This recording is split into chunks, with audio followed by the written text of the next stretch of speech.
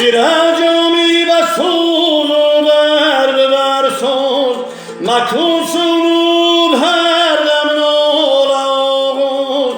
کسی که ماند از دلداری خرموز کسی که ماند از دلداری خرموز زی درد و غم کجای آمد رهایی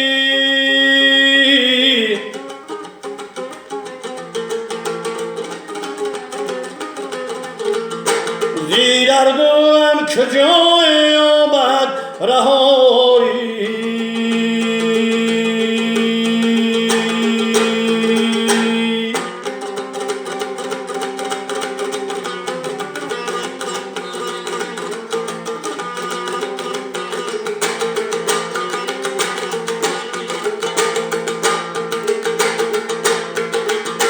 دندان رخنه در فولاد کردن مخم را در خارا بریدن فرو رفتن به آتش دام نگون سر به پیلکی دید آتش پا رچیدن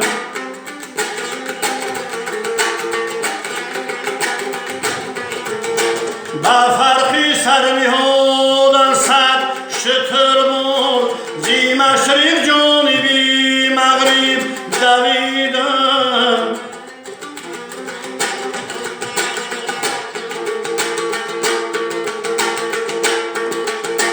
بسه بر جامی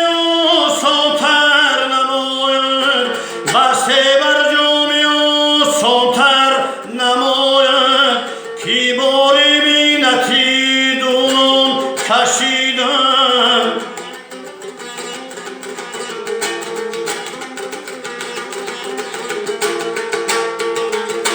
ای مرادی ما نصیحت بود گفتیم